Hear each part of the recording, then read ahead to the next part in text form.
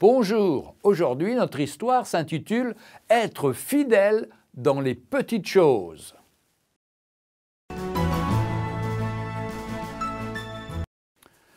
L'histoire que je vais vous conter se passe dans des temps reculés, à l'époque de l'un des rois Olaf de Norvège.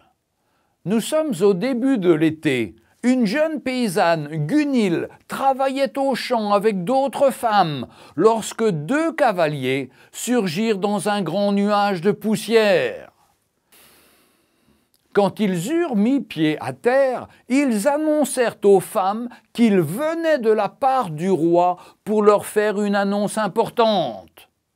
Notre bien-aimé roi Olaf veut marier son fils à une jeune fille du pays. Mais toutes les prétendantes, issues des meilleures familles, ont été rejetées à cause de leur frivolité. Il convie donc toutes celles qui se sentent dignes d'épouser son fils à venir au château dans 7 jours, exactement à 11 heures. Gunhild, qui n'en croyait pas ses oreilles, abandonna son travail pour se rendre dans sa maison. Réunissant quelques pièces d'étoffe chatoyantes, elle se mit à tailler, puis à coudre les tissus. Sa mère lui demanda mais pourquoi elle avait quitté son labeur et ce qu'elle était en train de faire avec ses étoffes.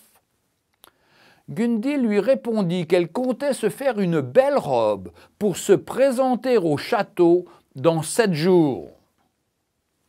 Ahurie, sa mère prétendit qu'elle était folle, que sa condition était beaucoup trop modeste. Comment pouvait-elle prétendre épouser le fils du roi Olaf et devenir reine? Un rôle pour lequel elle n'avait aucune compétence, et encore moins la stature. Mais rien n'y fit. La jeune fille, ferme dans sa décision, continua sa couture. Le 7e jour, elle était prête. Ayant revêtu sa belle robe, elle se dirigea vers le château du roi.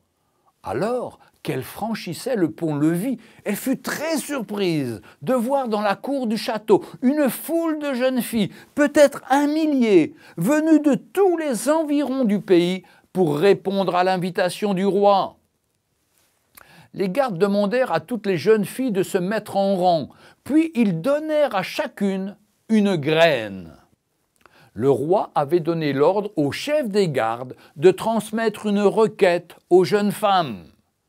Jeunes filles, nous vous remettons une graine que nous vous demandons de considérer comme très précieuse. Vous en prendrez le plus grand soin. Plantez-la, arrosez-la, faites en sorte qu'il en sorte une très belle fleur. Celle qui aura obtenu la plus belle fleur sera considérée comme digne d'épouser le prince. Car si vous êtes capable de montrer votre ténacité, votre soin dans les petites choses, on vous en confiera des grandes. Gunhild, serrant précieusement la graine dans sa main, se hâta de rentrer chez elle. Elle chercha un beau pot, de la belle terre bien grasse, pour y planter la graine. Les jours qui suivirent, elle veilla sur sa graine, comme sur un trésor, ayant posé le pot dans un endroit bien lumineux et suffisamment ensoleillé. Elle l'arrosait régulièrement en prenant soin de ne pas la noyer. Puis elle attendit et elle guetta l'apparition d'une fleur. Le temps passait, mais rien ne sortait, pas le moindre bourgeon, pas la moindre tige. Gunhild ne comprenait pas comment, avec tous les soins qu'elle prodiguait à sa plante, aucune fleur n'était apparue alors qu'elle était une experte en culture en tout genre. Désespérée, elle pleurait chaque fois que son regard croisait le pot vide. Quand arriva le moment où elle retourna au château, elle vit une foule de jeunes filles portant chacune un pot d'où émergeaient des fleurs magnifiques, aux formes et aux coloris variés. Elle était la seule dont le pot fut vide. Le roi parut et donna un ordre au chef des gardes qui le répercuta à tous les autres gardes. Ils renvoyèrent toutes les jeunes filles, sauf une, Gunhild. On l'amena devant le roi Elle avait tellement peur qu'on la punisse d'être venue sans fleurs. Elle éprouvait une telle honte qu'elle tremblait et que le pot lui échappa et se brisa sur le sol. Cette fois, elle était sûre qu'elle serait condamnée à mort. Elle se tenait à genoux devant le roi, n'osant le regarder. Ce dernier la releva avec gentillesse, lui caressa la joue, il lui sourit et lui dit que toutes les graines qui avaient été distribuées à cette foule de jeunes filles étaient stériles, qu'elle était la seule à avoir cultivé la fleur d'honnêteté. C'est donc à elle qu'on confiera de grandes choses, et c'est elle qui épousera le prince.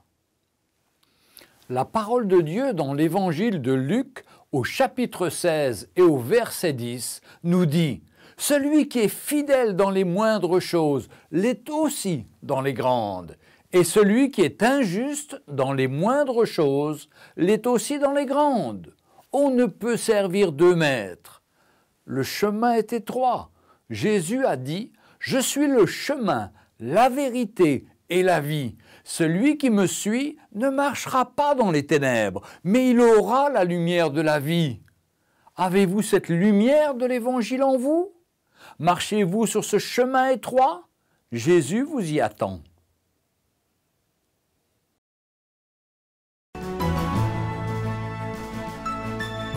Retrouvez Un jour une histoire sur www.365histoire.com.